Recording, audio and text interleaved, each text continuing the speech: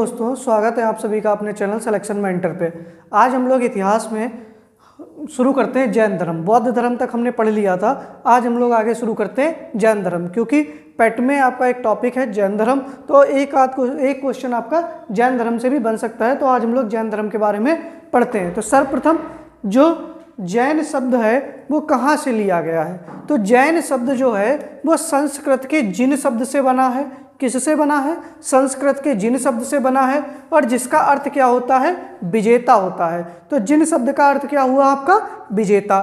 जैन महात्माओं को निग्रंथ कहा जाता था। जैन महात्माओं को क्या कहा जाता था? निग्रंथ। निग्रंथ अर्थ मतलब क्या होता है कि निग्रंथ का अर्थ होता है कि बंधन रहित, मतलब सांसारिक मोह माया के बंधन से रहित जो व्यक्ति हो जाता था उनको जैन धर्म में क्या कहा जाता था? निग्रंथ कहा जाता था। एवं जैन धर्म के जो अधिष्ठाता थे उनको क्या कहा जाता था? उनको तीर्थकर कहा जाता था। उनको क्या कहा जाता था? तीर्थकर। तो आपसे ये प्रश्न बन सकता है कि जैन महात्माओं को क्या कहा जाता था? तो जैन महात्माओं को निग्रंथ कहा जाता था। ठीक है। जैन धर्म के प्रथम तीर्थकर जो थे या जैन धर्म के संस्थापक थे उनका नाम क्या था? तो जैन धर्म के जो संस्थापक थे उनका नाम था ऋषभदेव, या उन्हीं का नाम था आदिनाथ। या तो उनका नाम ऋषभदेव मिलेगा या आपको उनका नाम आदिनाथ मिलेगा। ठीक है। और जिनका उल्लेख आपको किस में मिलेगा? ऋग्वेद में मिलता है। मतलब जो ऋषभदेव थे, जो ऋषभदेव या आदिनाथ थे, उनका उल्लेख आपको मिलेगा ऋग्वेद के अंदर। इसलिए कहा जाता है कि जैन धर्म जो है वो सबसे प्राचीन धर्म है। अगर आपसे प्रश्न पूछ लिया जाए कि बौद्ध धर्म एवं जैन धर्म में से प्राचीन धर्म कौन सा है, तो बौद्ध एवं जैन धर्म में सबसे प्राचीन धर्म जो है वो आपका कौन सा है? जैन धर्म है। ठीक है। और जो दिलवाड़ा का जैन मंदिर है जो कि राजस्थान में आरापल्ली पर्वत की माउंट आबू चोटी पर बना हुआ है, ठीक है, वो किसको समर्पित है? तो वो ऋषभदेव को समर्पित है। तो दिलवाड़ा का जो जैन मंदिर है वो किसको समर्पित है? ऋषभदेव को समर्पित है। और ऋषभदेव का जो प्रतीक चिन्ह है वो क्या है? वृषभ। वृषभ या तो बैल कह सकते हो या उसको सांड कह सकते हो। तो ऋषभदेव का प्रतीक चिन्ह क्या था? जो वृषभ था।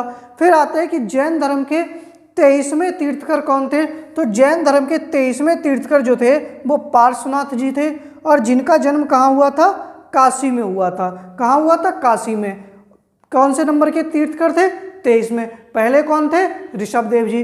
ठीक है। और पार्श्वनाथ जी ने झारखंड में सम्मेद शिखर पर्वत पर, पार्श्वनाथ जी ने क्या किया?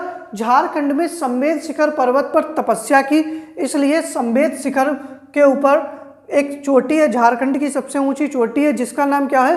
पारसनाथ चोटी है, जो कि इन्हीं के नाम के ऊपर रख दी गई है। इन्होंने 4 सिद्धांत दिए थे। किसने? पार्श्वनाथ जी ने जैन धर्म को 4 सिद्धांत दिए।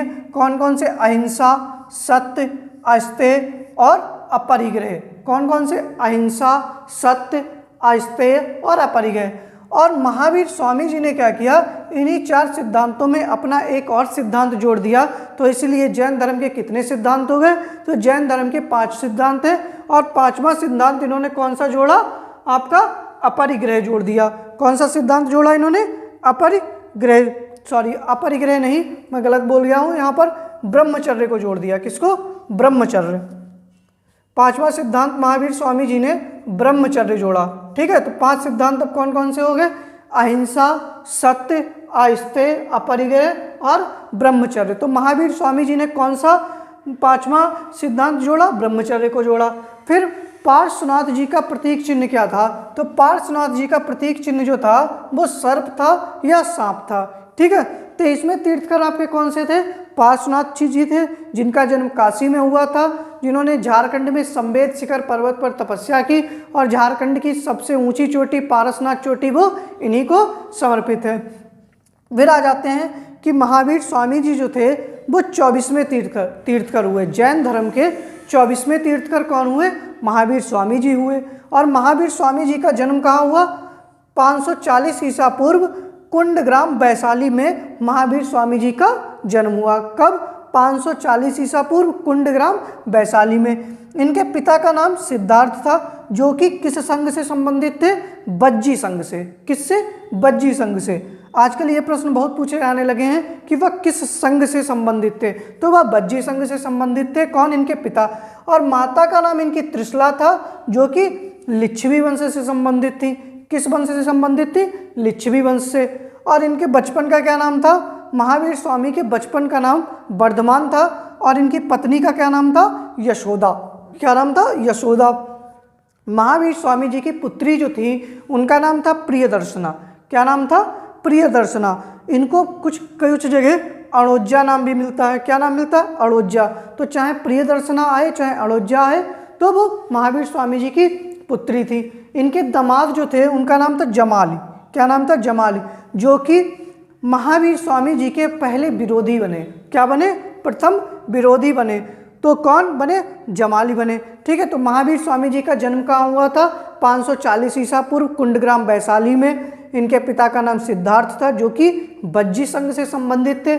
माता का नाम इनकी त्रिशला था, जो कि लिच्छवी वंश से संबंधित थी। इनके बचपन का नाम वर्धमान था। इनकी पत्नी का नाम यशोदा था। और इनकी पुत्री का क्या नाम था? प्रियदर्शना या अणुज्जा था। और इनका दामाद का क्या नाम था? इनके दामाद का नाम जमाली था। आप एक इसका स्क्रीनशॉट लीजिएगा, फिर हम लोग आगे शुरू करते हैं।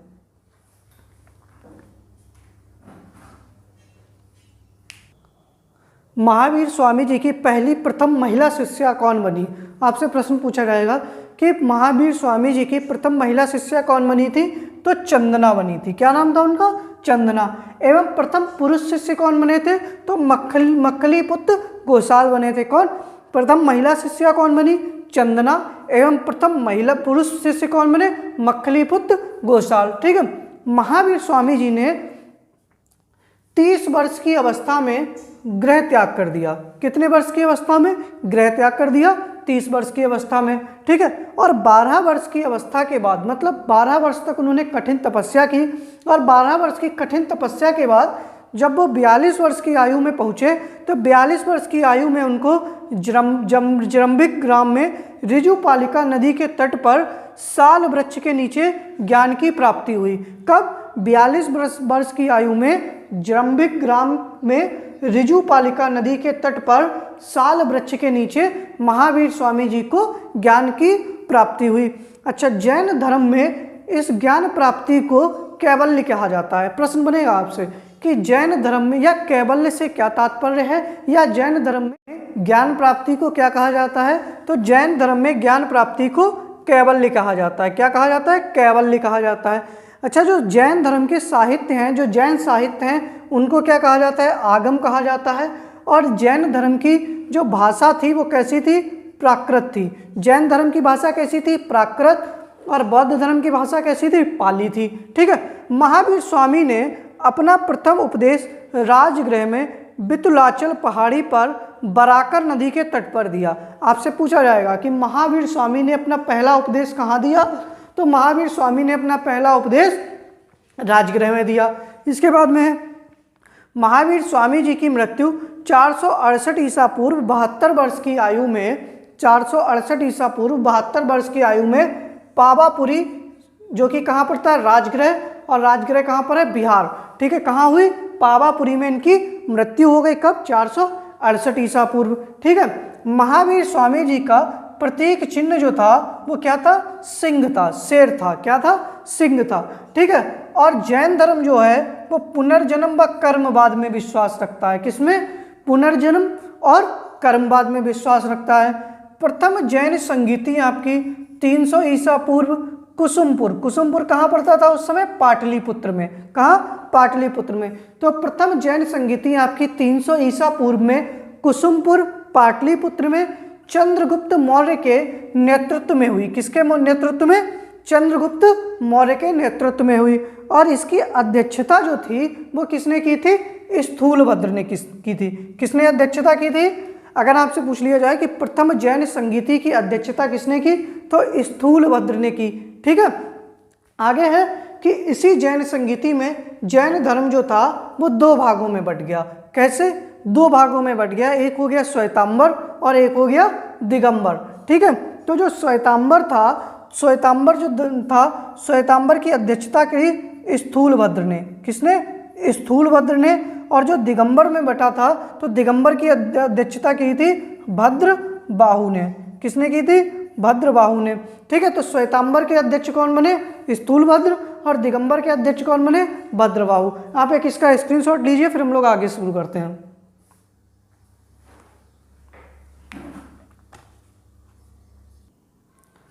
भद्रबाहु ने कल्पसूत्र नामक पुस्तक की रचना की। ठीक है, भद्रबाहु ने किसकी रचना की? कल्पसूत्र की। ठीक है, और कल्पसूत्र की रचना किस भाषा में की? संस्कृत भाषा में की। और जिसमें क्या है, जो 16 महाजनपद थे उनका उल्लेख मिलता है। ठीक है, तो आपसे प्रश्न पूछा जाएगा कि कल्पसूत्र किसने लिखी थी? तो भद्रबाहु ने। या आपसे पूछ लिया जाएगा कि 16 महाजनपदों का उल्लेख हमको किस पुस्तक से प्राप्त होता है? तो वो कौन सी थी? भद्रबाहु की कल्पसूत्र थी। ठीक है, द्वितीय जैन संगीति का आयोजन वल्लभी गुजरात में हुआ और जिसकी अध्यक्षता किसने की थी? देवार्द क्षमा ने। किसने? देवार्द क्षमा ने। ठीक है, तो द्वितीय बौद्ध जैन संगीति कहाँ पर हुई? वल्लभी गुजरात में। और अध्यक्षता किसने की? देवार्द क्षमा ने। ठीक है, और जैन धर्म के प्रचार के लिए पावापुरी में एक जैन संघ की क्या की गई? स्थापना की गई। क्या की गई? जैन संघ की स्थापना कहाँ की गई? पावापुरी में की गई। उम्मीद करते हैं कि आपको जैन धर्म वाली क्लास पसंद आई होगी। अगर आपको जैन धर्म की क्लास पसंद आई है तो इस वीडियो को लाइक करें, शेयर करें, अधिक से अधिक सब्सक्राइब करें। आगे आज आप लोगों के लिए कुछ होमवर्क के प्रश्न हैं जो कि सामने लिखे हुए हैं, तो जिनके आंसर आप लोगों को कमेंट बॉक्स में देने हैं कि सिंध सभ्यता में मालिक के साथ कुत्ते दफनाने के साक्ष्य कहाँ से प्राप्त हुए हैं। तो आपको इसका आंसर बताना है कि मालिक के साथ कुत्ते दफनाने के साक्ष्य किस स्थान से मिले हैं, उस स्थान की खोज किसने की, वह स्थान किस नदी के किनारे स्थित था और उसके साथ में उस स्थान पर और क्या क्या चीज़ें मिली हैं। दूसरा प्रश्न है कि सिंधु सभ्यता का सबसे पूर्वी स्थल कौन सा है?